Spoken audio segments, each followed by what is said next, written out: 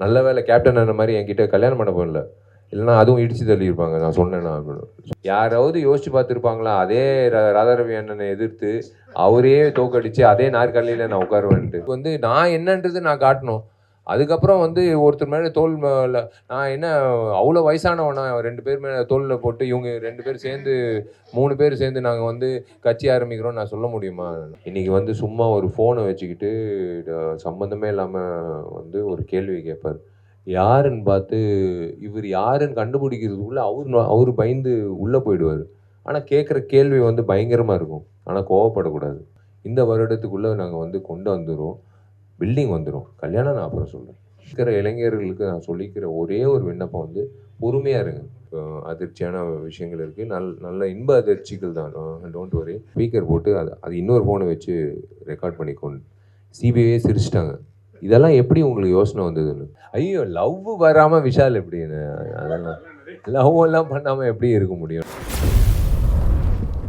Vishal sir ரொம்ப சந்தோஷம். நேரத்தை கொடுத்து வந்ததுக்கு ரொம்ப ரொம்ப சந்தோஷம். ரத்னம் படத்தை பற்றி சொல்லுங்கள். என்ன ஸ்பெஷல்? இதுக்கு முன்னால் நீங்கள் நடித்த படத்தை இதுக்கு முன்னால் ஹரிசார் எடுத்த படத்துலேருந்து இது எவ்வளோ வித்தியாசம்? என்ன ஹைலைட்ஸ்? ஒரே ஒரு விஷயம் தாங்க. ஏன் வந்து இவங்க 2 பேர் மறுபடி ஒவ்வொரு வாட்டி 8 வருஷத்துக்கு ஒரு வாட்டி வந்து படம் எடுக்கிறாங்கன்றது ஒரு விஷயம் இருக்குது. எங்களுக்கு ரொம்ப பிடிக்கும். உங்கள் குடும்பத்துக்கும் எங்கள் குடும்பத்துக்கும் ரொம்ப பிடிச்ச ஹீரோ, பிடிச்ச இயக்குனர் அப்படின்லாம் இல்லை. எல்லாருக்கும் பிடிச்ச அத்தனை கோடி மக்கள் வந்து தாமிரபரணி ஆகட்டும், பூஜை ஆகட்டும், 2த்துக்கும் பெரிய வரவேற்பு கொடுத்தாங்க. ஸோ ஹரிசார் பொறுத்த வரைக்கும் குடும்ப பாணியில் எல்லா குடும்பத்தில் இருக்க அத்தனை பேரும் வந்து மூஞ்சி சுழிச்சிக்காமல் வந்து படம் பார்க்கக்கூடிய ஒரு அந்த பட்டியலில் இருக்கிற இயக்குநர்களில் முக்கியமான ஒரு நபர் ஹரிசார். எங்கள் வீட்லேயே எங்கள் அம்மா நிறைய முறை கேட்டிருக்காங்க, ஏண்டா நீ பாட்டு வந்து நடிச்சுட்டே போகிற, ஏன்டா ஹரி டைரெக்ஷனில் பண்ண மாட்டேங்கிறேன்னு. எங்கள் அம்மா பயங்கர ஃபேனு, தீவிர ஃபேன். ஏன்னா தாமிரபரணி பூஜையை வந்து கிட்டத்தட்ட ஒரு 2000 வாட்டி போட்டிருப்பாங்க சேட்டலைட் சேனலில். ஸோ நான் 3வது முறை அவரோட மறுபடியும் அதான் சொன்னேன், சார் 8 வருஷம் கழிச்சு என்ன சார் இது, ஒவ்வொரு 8 வருஷம் கழிச்சு நம்ம சந்திக்கிறோம்னு. ஸோ ஹரி சாரோட 3வது முறை வரும்போது we should make sure again audience வந்து அப்போது இருந்த மனநிலை வேறு, இப்போ இருக்கிற மனநிலை வேறு. ஆடியன்ஸு தாமிரபரணி மாதிரி வந்து நம்மளை ஏற்றுப்பாங்க, இல்லை பூஜையில் இருக்கிற மாதிரி நம்மளை ஏற்றுப்பாங்கன்னு இல்லை. இன்றைய ஆடியன்ஸோட மைண்ட் செட்டுக்கு என்னவோ அதுக்கு ஏற்ற மாதிரி அவர் கண்டென்ட் ஒன்று பிடிச்சிருக்காரு. சத்தியமாக சொல்கிறேன், நான் கதை கேட்கும்போது வந்து எனக்கு ஒரு பயம். எப்போவுமே ஒரு ஆடியன்ஸை தான் நான் கேட்பேன். கேட்டு முடித்த உடனே ஒரு புது இயக்குனர்னால் ரொம்ப ஈஸியாக சொல்லிட்டு நழுவிடலாம். ஒரு பெரிய இயக்குனர் கதை சொல்லும்போது நம்ம என்ன சொல்ல போகிறோம், ஒருவேளை நம்மளுக்கு கதை பிடிக்கலன்னா என்ன சொல்ல போகிறோம், எப்படி சொல்லி. ஆனால் சார் சொல்லும் போது உண்மையிலே அந்த 1/2 மணி நேரம் கழித்து ஒரு பாயிண்ட் வச்சுருக்கார் படத்தில்.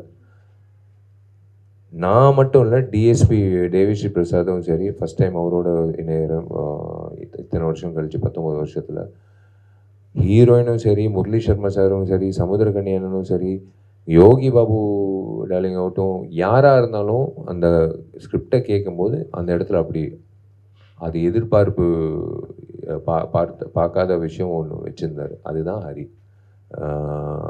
அவர் வந்து இன்றைய காலகட்டத்துக்கு எப்படி அவரையும் மாற்றிக்கணும், விஷாலையும் புதுசாக காட்டணும், நானும் விஷாலும் சேர்ந்து வர படத்தோட ரத்தனம் வந்து எப்படி வித்தியாசமாக இருக்கணுன்றது ஒரு விஷயம் வச்சுருக்காரு. அது கண்டிப்பாக வந்து ஒரு ஹோல்சம் ஃபேமிலி என்டர்டெய்னரில் என்னை மறுபடியும் நான் கொண்டு வரேன்றது எனக்கு ரொம்ப சந்தோஷமாக இருக்குது.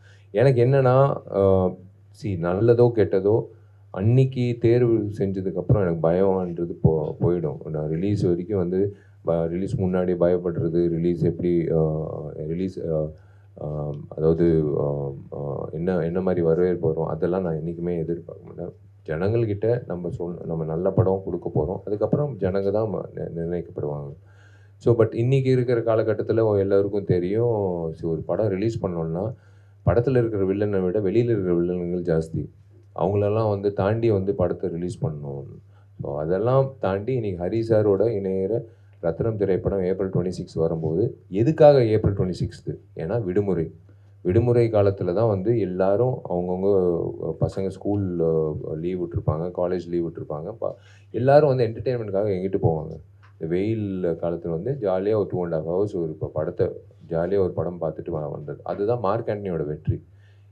எனக்கு ரொம்ப கிடைச்ச ஒரு இத்தனை வருஷத்தில் என்ன ஒரு பெரிய காம்ப்ளிமெண்ட் கிடைச்சிச்சு அப்படின்னு சொல்லும்போது, நிறைய பேர் சொன்னாங்க ஐ brought a lot of people out of depressionன்னு சொன்னாங்க. மார்க் ஆண்டனி படம் பார்த்து கண்டினியூஸாக ஓடிடிலையும் அவங்கவுங்களுக்கு விருப்பப்பட்ட காட்சி. சில பேர் சில் ஸ்மித் அப்படி, எனக்கு தெரியும் உங்களுக்கு சில் ஸ்மித் அப்படி. ஸோ உங்களையும் நான் வந்து இழுக்கணும். அந்த மாதிரி நிறைய பேருக்கு நிறைய விஷயங்கள் பிடிக்கும். அந்த மாதிரி வந்து ஹரி சார் படத்துலையும் இந்த படத்தில் நிறைய விஷயங்கள் வச்சுருக்காரு. ஸோ டெஃபினட்டாக April 26 it is going to be a nice entertainer for the summer holidays. ஒரு சம்மருக்கான நல்ல ட்ரீட் அது. சார் நடிகர் சங்கம் எப்போ தொடங்க போகிறீங்க, ஆரம்பிக்க போகிறீங்க? அதில் உங்கள் கல்யாணமும் தூக்கி நிற்கிது, அதனால தான் கேட்குறேன். அதை எதிர்பார்க்குறோம். இல்லை கண்டிப்பாக சார். அதான் பில்டிங் கட்டுறது சாதாரண விஷயம் இல்லை. இந்த மாதிரி இப்போ ஒரு பில்டிங் எழுப்பியிருந்தா எப்பயோ நாங்கள் வருஷத்துலேயே எழுப்பியிருப்போம். ஆனால் ஒரு ஐகானிக் பில்டிங் பண்ணுறது வந்து ஒரு வித்தியாசமாக பண்ணணும். அது படமாக இருந்தாலும் சரி, நம்ம செயல்பாட்டிலையும் சரி, ஒரு பில்டிங் வந்து திரும்பி பார்க்க வைக்கிற மாதிரி தமிழ்நாடே வந்து இப்போது யாராவது எங்கிட்டையாவது நாகர்கோவிலேருந்து கிளம்பி சென்னைக்கு வராங்கன்னா ஒரு 8 பார்த்துட்டு போயிடலாமா, எம்ஜிஆர் சமாதியை ஒரு வாட்டி பார்த்துட்டு போயிடலாம் அப்படின்ட்டு எல்லாரும் வருவாங்க. அது இயல்பான ஒரு விஷயம். அதே மாதிரி ஒரு 8 பார்த்துட்டு போயிடலாமா, நடிகர் சங்கம் பில்டிங்னு சொல்கிறாங்களே இப்போ ரொம்ப வித்தியாசமாக இருக்கே, போய் பார்த்துட்டு வரலாமான்ற ஒரு உணர்வு தான் நாங்கள் வந்து இவ்வளோ கஷ்டப்பட்டு போராடி கொண்டு வரோம். இந்த வருடத்துக்குள்ளே நாங்கள் வந்து கொண்டு வந்துடுவோம். பில்டிங் வந்துடும். கல்யாணம் நான் அப்புறம் சொல்கிறேன். கண்டிப்பாக சார். அது ஏன் வைக்கிறோன்னா முக்கியமாக 2 விஷயங்கள் இது. ஒன்று வந்து ஒரு அரங்கம் ஒன்று வைக்கிறோம். எப்போவுமே நம்ம வந்து நீங்கள் பார்த்தீங்கன்னா சென்னையில் எந்த பெரிய அவார்ட் ஃபங்க்ஷன் வந்து எல்லாமே ஹைதராபாத், பாம்பேயில் தான் வைக்கிறாங்க. ஏன்னா நம்மக்கிட்ட அந்த மாதிரி ஒரு ஆடிட்டோரியம் கிடையாது. ஸோ முதல்ல அது வந்து போக்குறதுக்காக வைக்கிறோம். அது போக நாடகம் நடத்துறதுக்கு வந்து ரொம்ப எளிமையாக, அதாவது நாடகம் நடத்துறது வந்து மியூசிக் அகாடமியில் நடத்தலாம், நாடக சபாவில் நடத்தலாம். அது வேறு விஷயம். அவங்களுக்கு காசு இருக்குது, கட்டணம் கட்டிட்டு அவங்க வந்து நாடகம் நடத்தலாம். ஆனால் காசே இல்லாமல் வந்து நிறைய பேர் வந்து நிறைய சூப்பர் நாடகங்கள் ஜனங்களும் பார்க்கணுன்னு ஆசைப்படுவாங்க. ஆனால் அவங்களுக்கு வந்து அரங்கம் இல்லாமல் வந்து அவஸ்தைப்படுவாங்க. அந்தந்த ஊரில் இப்போ மதுரை, திருநெல்வேலியில் அவங்களுக்கெல்லாம் ஒரு அரங்கம் மாதிரி அது அமையப்படும். அது போக வந்து சின்ன திரைப்படங்களுக்கும் எல்லா திரைப்படங்களுக்கும் அவங்கவுங்க ஆடியோ லான்ச்சோ இல்லை ப்ரெஸ் மீட்டோ இல்லை ஏதாவது வைக்கணும்னா அவங்களுக்கு என்ன what is their budget, according to their budget we want to accommodate. So Habibullah road வந்து ஒரு சென்டர் பாயிண்ட் ஆஃப் த சிட்டியில் வந்து டிராஃபிக் பீட் பண்ணி ஈஸியாக வரக்கூடிய ஒரு இடம். ஸோ அந்த இடத்துல இந்த மாதிரி ஒரு விஷயம் வந்து இண்டஸ்ட்ரிக்கு, தமிழ் சினிமாவுக்கு இருந்தால் it will be a very big boon to the film producers, directors, actors. அது போக வந்து ஒரு நாடக நடிகர்கள் ஊருக்கு வந்தால் எங்கிட்ட போய் தங்குவாங்கன்ற ஒரு விஷயம் யோசித்தோம். அவங்களுக்காக தங்குறதுக்காக ஒரு டார்மெட்ரி மாதிரி ஒன்று வைக்கிறோம். அது போக வந்து கல்யாண மண்டபம் வந்து அஃப்கோர்ஸ் ஒரு சங்கம் நடத்தணும்னா, ஒரு பில்டிங் கட்டுறோன்னா அந்த இஎம்ஐ கட்டுறதுக்கு நம்மளுக்கு வருமானம் வரணும். ஸோ கல்யாண மண்டபம் வந்து எந்த கல்யாண மண்டபம் தமிழ்நாட்டில் வந்து சென்னையில் வந்து இத்தனை கார் பார்க்கிங்கோட இல்லை. நீங்கள் பார்த்தீங்கன்னா எல்லாமே வந்து நீங்கள் வேலை பார்க்கிங் தான் கொடுக்கணும். ஆனால் எங்களுக்கு வந்து கிட்டத்தட்ட 130 கார் பார்க்கிங்கோட வந்து ஈஸியாக ஒரு கல்யாண மண்டபம் கிடைக்குது. போக ஒரு இலவச கல்யாண மண்டபம் இருக்குது. அதாவது உறுப்பினர்கள் அவங்களோட, ஏன்னா அவங்களுக்கும் ஒரு பெருமை தானே, இவ்வளோ பெரிய கல்யாண மண்டபத்தில் வந்து என் பொண்ணு என் பையனுக்கு கல்யாணம் பண்ணி வச்சேன். ஸோ அவங்களுக்கும் வந்து இலவசமாக ஒரு கல்யாண மண்டபம், ஒரு சின்ன கல்யாண மண்டபம் கட்டுறோம். ஸோ நிறைய விஷயங்கள் இருக்குது. So it will be a cultural centre. நாளைக்கு வந்து ஒரு விஸ்காம் ஸ்டூடெண்ட் வந்து நாங்கள் என்னென்னா போர்டில் போட்டுருவோம், இன்னைக்கு வந்து இந்த ஸ்கெட்யூலில் இன்றைக்கி வந்து நாசர் சார் வந்து அவதாரம் பற்றி பேச போகிறாரு, இன்றைக்கி வந்து கமல் சார் வந்து நாயகனில் அவரோட எக்ஸ்பீரியன்ஸ் எப்படின்னு பேச போகிறாரு. ஸோ நீங்கள் ஒரு விஷுவல் கம்யூனிகேஷன் டிபார்ட்மெண்ட் வெளியில் எப்படி ஒரு போர்டு வந்து இன்றைய நிகழ்ச்சிகள் இதெல்லாம் இருக்குது, இவங்கெல்லாம் வராங்க அப்படின்ற மாதிரி செம்மொழி பூங்காலில் நீங்கள் பார்த்தீங்களா ஆம்பி தியேட்டர், அந்த மாதிரி ஒரு ஆம்பி தியேட்டர் அமைக்கப்படும். ஸோ டெய்லி ஒரு விஷயங்கள் நடந்துக்கிட்டே இருக்கும். யாராவது பெங்களூர்லேருந்து, ஹைதராபாத்லேருந்து யாராவது வந்துக்கிட்டே இருப்பாங்க. அவங்களோட உரையாடல் இருக்கும். நீங்கள் வந்து கலந்துக்கிட்டு you can learn from aspiring. இப்போ ஷூட்டிங் முடிச்சுட்டு அவங்கவுங்க வீட்டுக்கு போவாங்கள்ல, ஆனால் நிறைய பேர் ஜூனியர் ஆர்டிஸ்ட் ஆகட்டும் எல்லோரும் எங்கிட்டையாவது போய் ஒரு 1/2 மணி நேரம் உட்காந்து ஒரு மெடிடேட்டிங் ஸ்பேஸ் வேணும், யார்கிட்டயாவது பேசணும், இன்றைக்கி நடந்த கஷ்டங்கள் அப்படின்லாம். ஸோ அதுக்காக ஒரு இடம் மாதிரி வந்து கல்ச்சுரல் சென்டர், ஒரு விலாசம், எல்லாருக்கும் ஒரு விலாசமாக இருக்கட்டும்னு தான் அது பண்ணுறோம். 20 வருட கலை பயணத்துக்கு வாழ்த்துக்கள் உங்களுக்கு. ஸோ இந்த 20 வருஷ பயணம் உங்களுக்கு என்ன சொல்லி கொடுத்துருக்கு? இதில் கற்றுக்கிட்ட விஷயம் என்ன? பொறுமை தான். நிறைய விஷயங்கள் கற்றுக் கொடுக்கும். பட் கடைசியாக வந்து என்ன அதனால கற்றுக் கொடுத்ததுனால என்ன வந்ததுன்றது தான் முக்கியம். எனக்கு பொறுமை தான் கற்றுக் கொடுத்துச்சு. பொறுமையாக இருறா விஷால், ஒன்றும் பிரச்சனை இல்லை. இது வந்து ரேஸ் கிடையாது, இது மேரத்தான். இதுதான் நான் வந்து புதுமுக நடிகர்களுக்கும் நடிகைகளுக்கும் வரப்போகிற ஆஸ்பைரிங் ஆக்ட்ரஸ் ஜிம்முக்கு போங்க எல்லாரும் சொல்லுவாங்க, போய் உடற்பயிற்சி, குதிரை ஓட்டுறது, அதுக்கப்புறம் வந்து டான்ஸ் கிளாஸ் போங்க, அதெல்லாம் சொல்லுவாங்க, அதெல்லாம் பண்ணிக்கோங்க. பட் இருந்தாலும் ஒரே ஒரு விஷயம் வந்து இன்னைக்கு இருக்கிற இளைஞர்களுக்கு நான் சொல்லிக்கிற ஒரே ஒரு விண்ணப்பம் வந்து பொறுமையாக இருங்க. இந்த வருஷம் வரலையா வாய்ப்பு, காத்துட்டு இருங்க, கடவுள் உங்களுக்கு ஒரு கதவு திறப்பார். அது அடுத்த வருஷமாக இருக்கட்டும், வெயிட் பண்ணுங்க. ஐயோ நம்ம சும்மா உட்காந்துருக்கோமே, நம்ம வந்து எல்லாரும் வந்து உறவினர்கள்லேருந்து நண்பர்கள்லேருந்து எல்லாரும் சும்மா உட்காந்துருக்கோமே, ஒரு மாதிரி ஃபீல் பண்ணுறோமே, அந்த இன்ஃபீரியாரிட்டி காம்ப்ளெக்ஸில் படத்தை ஒத்துக்காதீங்க. வெயிட் பண்ணுங்கள், நல்ல படம் வரும். ஒரு படம் நீங்கள் நல்ல படம் பண்ணிங்கன்னா ஆட்டோமேட்டிக்காக உங்களுக்கு ஒரு பாதை அமைஞ்சு. அதுதான் பொறுமை. சார் சென்னை நுங்கம்பாக்கத்தில் இருக்க லயோலா கல்லூரியை பற்றி சொல்ல வேண்டியதில்லை, ரொம்ப பாரம்பரியமான கல்லூரி இது. ஆமாம். 2026 தேர்தல் இல்லைன்னா அதுக்கு அடுத்த தேர்தலில் லயோலா கல்லூரி மாணவர்களான வந்து உதயநிதி ஸ்டாலின், லயோலா கல்லூரி மாணவரான விஜய், லயோலா கல்லூரி மாணவரான விஷால் 3 பேரும் களத்தில் நிற்பாங்களா? லயோலா கல்லூரி மாணவர் வருங்காலத்தில் தமிழக முதல்வர் ஆவாரா? எப்படி இதெல்லாம் ரூம் போட்டு யோசிக்கிறாரா என்னன்னு தெரியல. இல்லை எங்கிட்ட வீட்டுப்பா, லயோலா காலேஜோட நீங்கள் சொல்லும் போது தான் எனக்கே அந்த பட்டியல் வந்து, நான் யூஸ்வலாக சொல்கிறது வந்து லயோலா காலேஜ் வந்து ஒரு ஹிடன் ஃபிலிம் இன்ஸ்டியூட். எத்தனையோ பேர் வந்து அந்த அந்த இடத்துல அந்த காலேஜ்லேருந்து வெளியில் வந்து மீடியாவில் வந்து பெருசாக பேசப்படுற நபர்களாக இருக்காங்க, என் கிளாஸ்மேட்ஸ் உட்பட. அஃப்கோர்ஸ் நீங்கள் கேட்ட மாதிரி 2026 அதான் சொல்கிறேனே, நம்ம வந்து செல்லமேல இருக்கும்போது என்ன தேவி பேரடைஸ், தேவி கலா, தேவி பாலா இருக்கும். இல்லைனா வந்து 1-2 தான் அப்படி ஒரு 4 தியேட்டர் இருக்கும். அப்படியே போக போக பூஜை வரும்போது ஸ்லோவாக மல்டிப்ளெக்ஸ் தொடங்கிடுச்சு. இப்போ கோவிடுக்கு அப்புறம் வந்து ஒரு குடும்பம் வந்து இப்போ நீங்கள் இங்கிட்ட இருக்கிற ஃபோரமாலோ இல்லை பலாசோவோ அப்படி இப்போ போனீங்கன்னா ஒரு 6-7 திரைப்படங்களோட போஸ்டர் இருக்கும். எந்த திரைப்படத்துக்கு நம்ம போகலான்றது அவங்க முடிவு பண்ணுவாங்க. ஏன்னா அவங்க ஆல்ரெடி வந்து கோவிட் டைமில் எல்லா படங்கள், எல்லா மொழிகளோட எல்லா டைரக்டர்ஸ் எல்லா படங்களும் பார்த்துட்டாங்க. கொரியன் படம், ஈரானியன் படம், எல்லா படங்களும் பார்த்துட்டாங்க. ஸோ அவங்களுக்கு என்னென்னா மைண்ட் செட் வந்து அப்கிரேட் ஆகிடுச்சு அவங்களுக்கு. இனிமேல் நம்மளை ஏமாற்ற முடியாது, நம்ம எல்லாத்தையும் பார்த்துட்டோம், இனிமேல் எவனாவது வந்து காப்பி அடித்தா கூட நம்ம சொல்லிவிடுவோம் நம்ம இந்த படத்துலேருந்து தான் காப்பி அடிச்சான்ற மாதிரி. ஸோ அவங்களுக்கு என்னென்னா அதே மாதிரி தான் அந்த வளர்ச்சி இருக்குல்ல, அந்த சின்ன ஒரு திரையரங்கத்துலேருந்து இப்போ மல்டிப்ளெக்ஸு, அந்த மாதிரி தான் வந்து 2026 பட்டியல் அப்படி தான் இருக்க போகுது. நீங்கள் எழுதி வச்சுக்கோங்க, அப்படி தான் இருக்க போகுது. கன்ஃபியூஷன் ஆகாது, ஆனால் கம்பேரிசன் இருக்கும். டெஃபினட்டாக வந்து ஒரு அழகான ஒரு பட்டியல் இருக்கும் மக்களுக்கு. அந்த தேர்தல் வந்து 26 எனக்கு தெரியாது, எப்போ அறிவிக்க போகிறாங்க தெரியாது.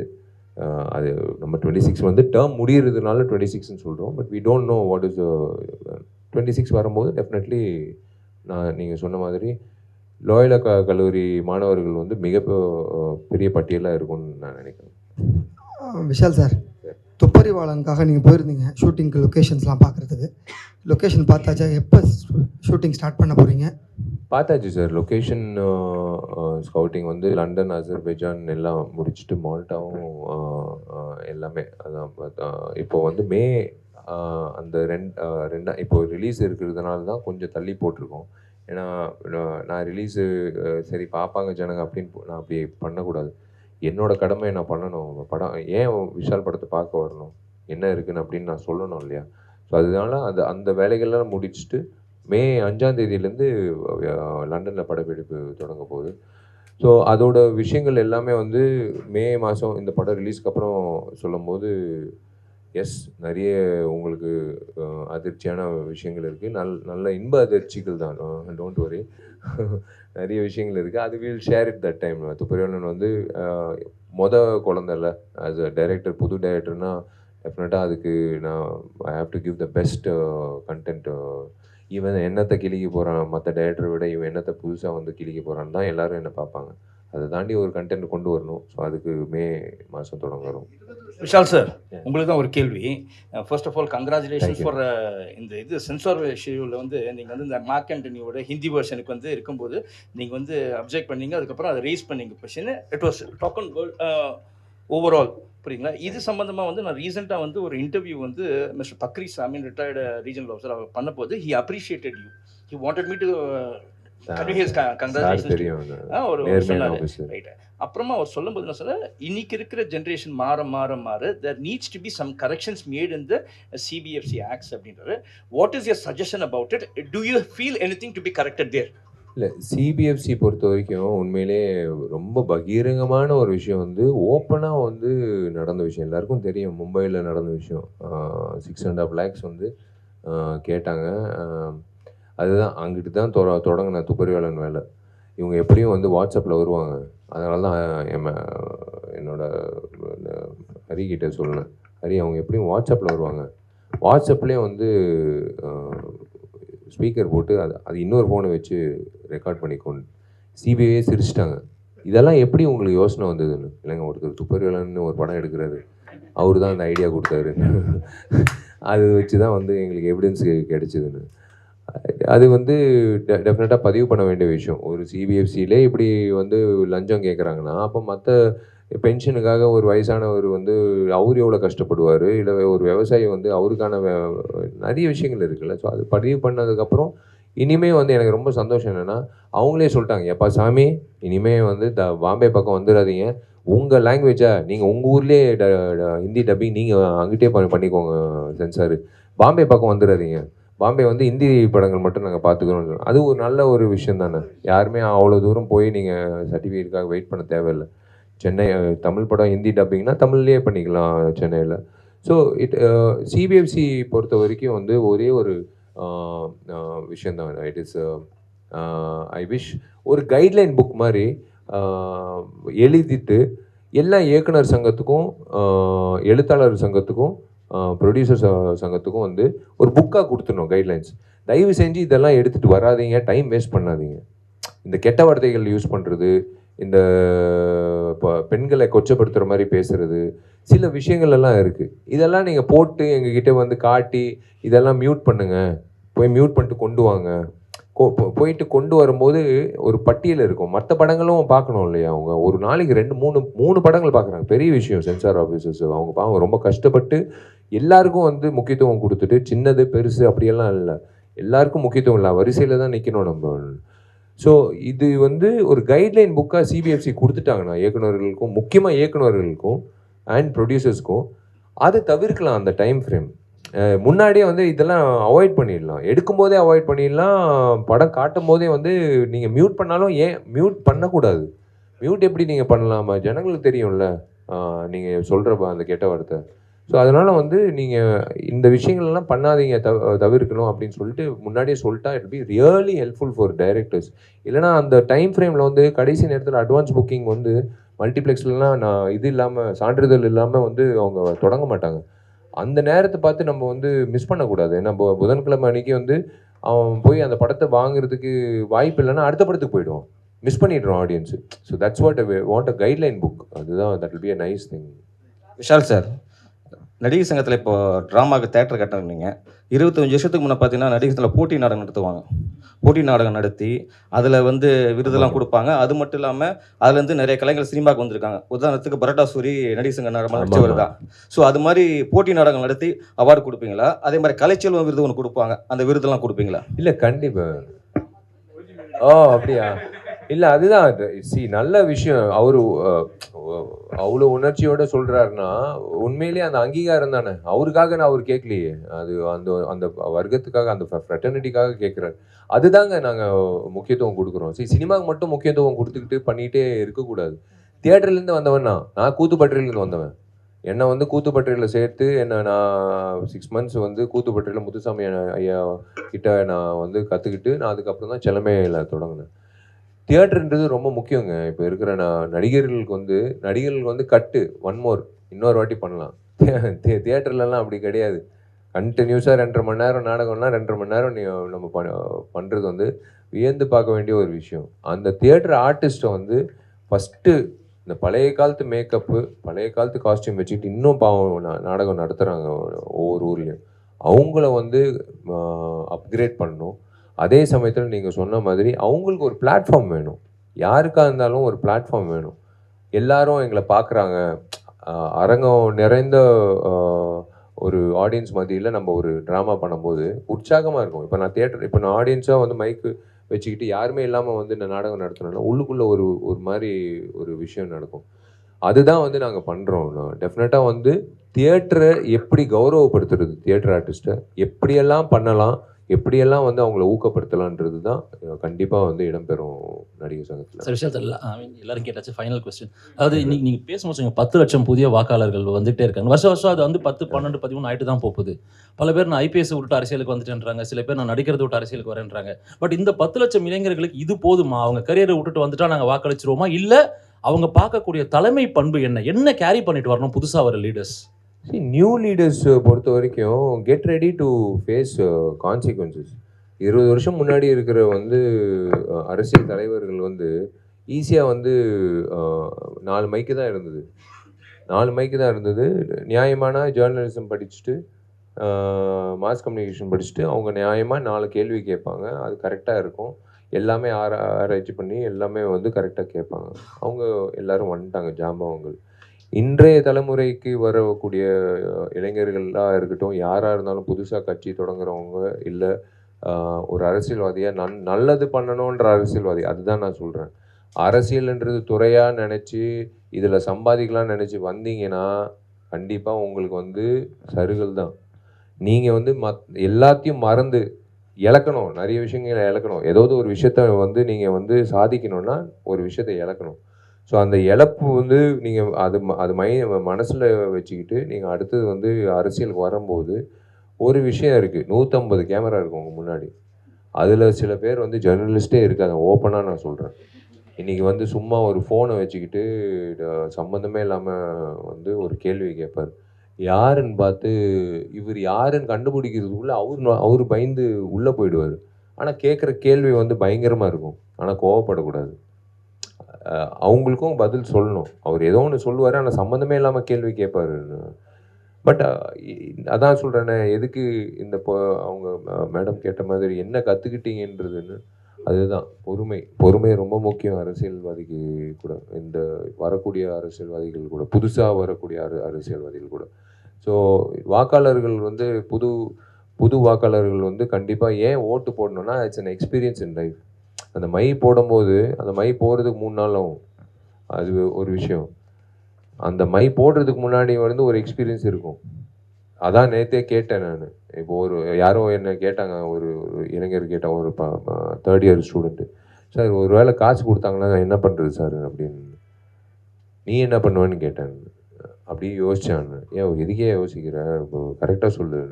வாங்குறதுன்னா வாங்கு, இல்லை ஏன்னா இப்போ எப்படியும் உன் காசு தான், உங்ககிட்ட ஆட்டையை போட்ட காசு தான் திரும்பி உங்ககிட்ட தான் கொடுக்குறாங்க.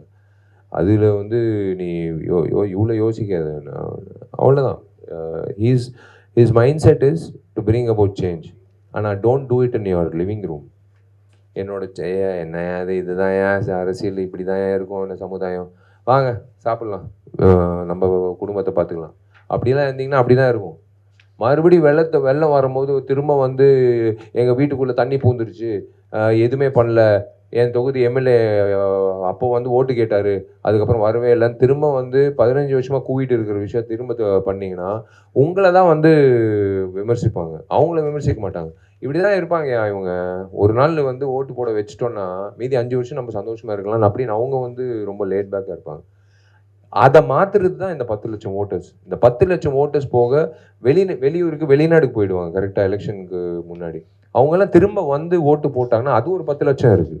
நீங்கள் கணக்கு போட்டிங்கன்னா அந்த பயணம் இல்லாமல் இப்போ வீட்டிலே இருந்து ஓட்டு அந்தந்த ஊரில் அவங்க ஓட்டு போட்டாங்கன்னா அது ஒரு 10 லட்சம் ஓட்டர்ஸ் இருக்குது. யோசிச்சு பாருங்கள், 20 லட்சம் ஓட்டர்ஸ் வந்து ஓட்டு போட்டாங்கன்னா அது யாராக இருக்கட்டும் ஒரு பெரிய மாற்றம் ஏற்படும். 100% நீங்கள் சொல்கிறீங்களே, அந்த 100% வந்து வந்ததுன்னா உண்மையிலேயே சாவோ சார் எல்லாம் பாட்டு பாடியிருக்காரு, அவேர்னஸ் பண்ணியிருக்காரு. ராதாகிருஷ்ணன் சார் வந்து அவர் முயற்சி பண்ணிட்டு இருக்காரு, கிரேட்டர் சென்னையோட கமிஷனர், எல்லாரும் வந்து அவங்கவுங்க 40,000 பேர் பாடுபடுறாங்க அந்த 2 வருஷமாக இந்த எலெக்ஷன் நடத்துறதுக்கு.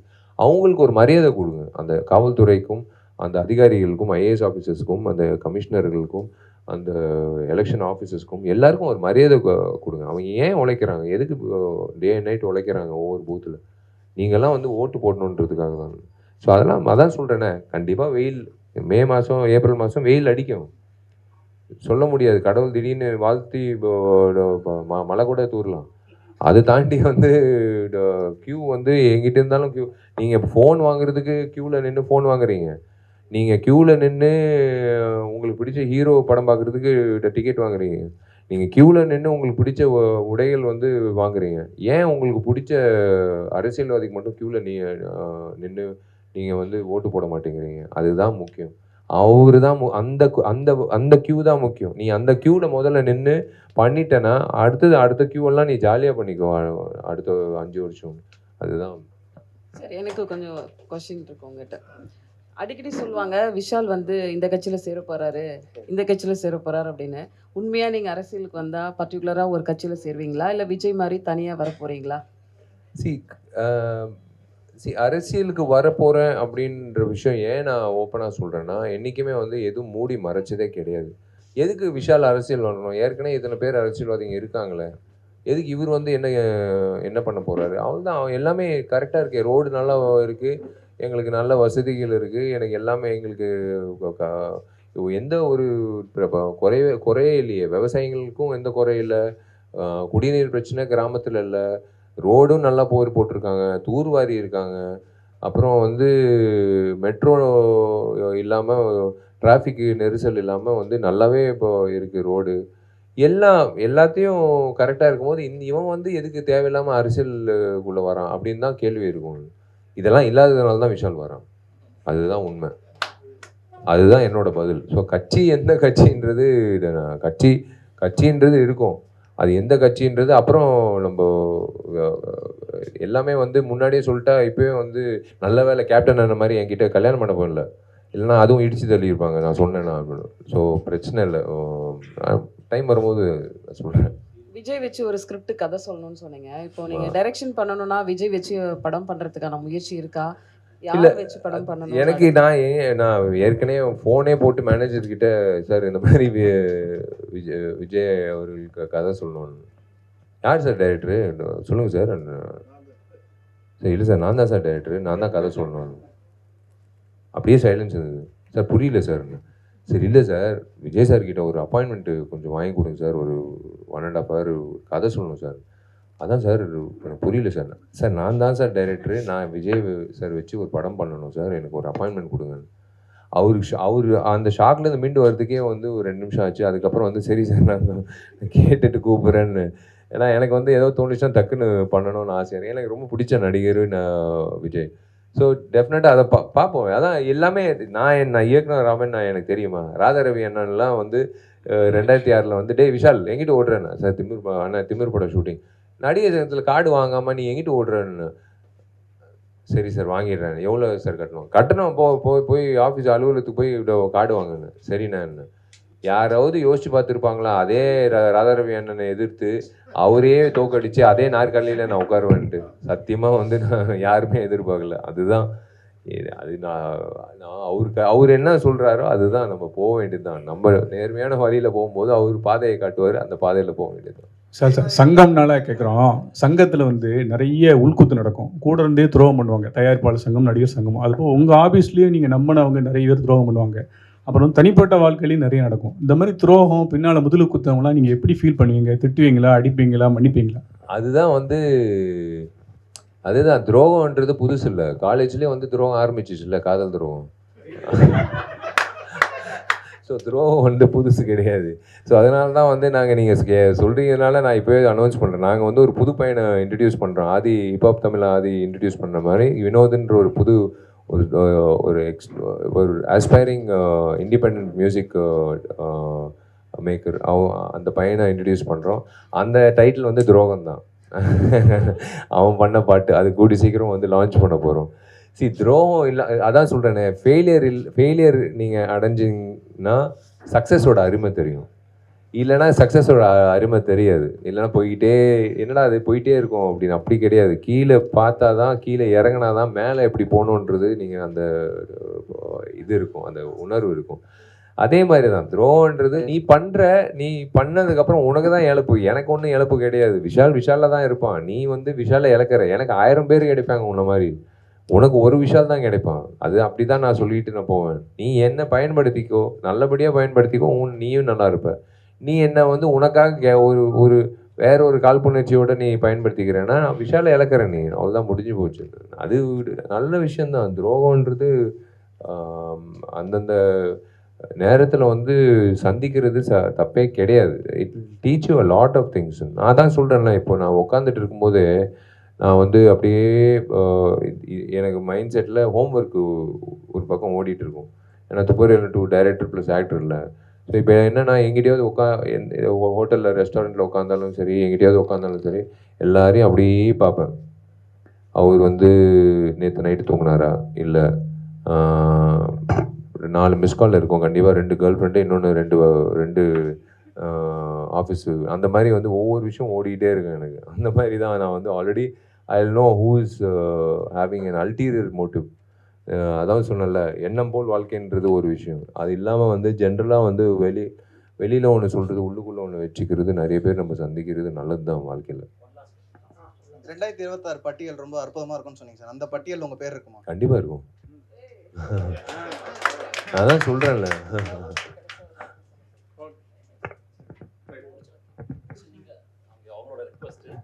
ரொமான்ஸ் பற்றி கேட்குறாங்க. ரியல் ரொமான்ஸ் என்ன? லவ். ஐயோ, ரியல் ரொமான்ஸ் வந்து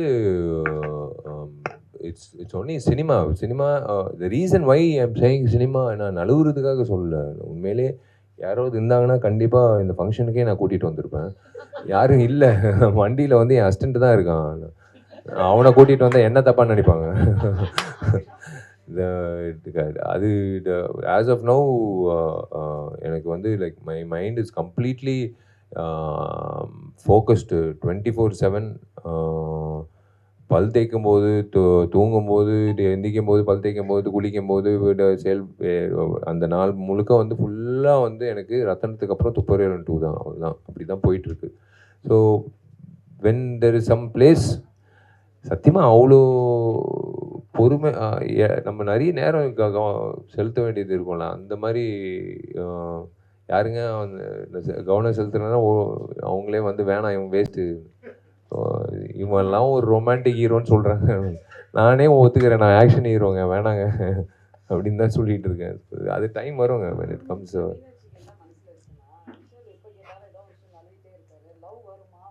ஐயோ, லவ் வராமல் விஷால் எப்படின்னு?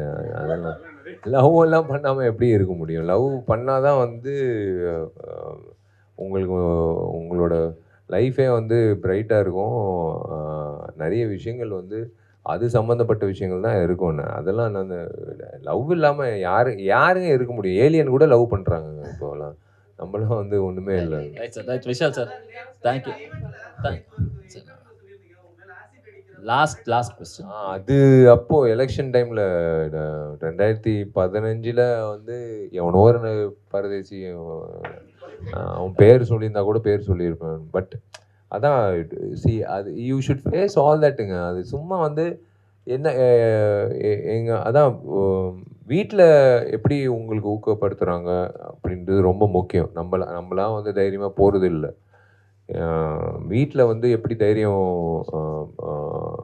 உங்களுக்கு கொடுக்குறாங்கன்றது தான். ஸோ அந்த வகையில் எங்கள் அம்மா அப்பா வந்து எனக்கு பயங்கரமாக தைரியம் கொடுப்பாங்க. ஸோ த்ரெட்னிங்ன்றது நிறைய விஷயங்கள் வருங்க, அந்தந்த டைமில் வரும். அதுதான் நான் சொன்னேன். அந்த டைமில் வந்து எங்கள் அம்மா எப்படி அது மாற்று கருத்து, அது எப்படி அவங்கள மாறி அதே ஃபோன் காலுக்கு வந்து எப்படி வந்து அட்ரஸ் சொன்னாங்கன்றது தான். அந்த படத்தில் வர சீன் மாதிரி தான். குறிச்சி வச்சுக்கூடா, அவ்வளோதான், இதுதான் அட்ரஸ், நீ வேறு அட்ரஸில் போய் நின்று போகிற, அதுவும் 6 மணிக்கு மேலே வான்னு சொன்னாங்க. ஏன்னா 9 to 6 ஷூட்டிங்கில் இருப்பான், நீ பாட்டு வெயிட்டிங் இருப்பேன். 6:30 மணிக்கு மேலே வா, அவன் வருவான், நீ அவங்ககிட்டயே பேசிக்கோ, என்ன வேணாலும், என்ன ஊற்றிக்கிறியோ நீ அவங்ககிட்டயே பேசிக்கோன்னு. Right sir, thank you Vishal sir, thanks for being such a sport. Time ஆயிடுச்சு, விஷாலுக்கு நேரம் இல்லை. நாங்கள் சார் போகிறோம் சார். லாஸ்ட் தெரிலங்க. அது வந்து எங்களுக்கு பட்டியல் தெரியாது brother. April 26 September 15 Mark Antony இதெல்லாம் வந்து நாங்கள் எப்பயோ முடிவு பண்ணுவோம். அந்த நேரத்தில் எந்த படம் வருதுன்னு யாருக்குமே தெரியாது. நாங்கள் அறிவிச்சிட்டோம். இப்போ நீங்கள் 26 ரத்னம் வருதுன்னு உங்களுக்கு எல்லாருக்கும் தெரியும்ல. அவர் அரசியல் 26 கேட்குறாரு. 2026 2026 ஆமாம்மா. என்ன பிரதர் ஃபர்ஸ்ட் தனியாக வந்து நான் தனித்தன்மையாக வந்து என்ன சொல்லணுன்றது அதுக்குள்ளே நான் கூட்டணி போயிட்டேன்னா எப்படி பிரதர்? ஃபஸ்ட்டு வந்து நான் என்னன்றது நான் காட்டணும். அதுக்கப்புறம் வந்து ஒருத்தர் மேலே தோல் மேலே நான் என்ன அவ்வளோ வயசானவனா 2 பேர் மேலே தோலில் போட்டு இவங்க 2 பேர் சேர்ந்து 3 பேர் சேர்ந்து நாங்கள் வந்து கட்சி ஆரம்பிக்கிறோம் நான் சொல்ல முடியுமா? முதல்ல நான் வந்து தைரியமாக நின்று என் 2 காலில் நின்று நான் என்ன சொல்ல வரேனோ நான் வந்து சொல்லிவிட்டு அதுக்கப்புறம் வந்து அடுத்த கட்ட விஷயங்கள் வந்து என்ன நடக்குதுன்னு அப்போ பார்ப்போம். Thank you Vishal sir. And now இப்போ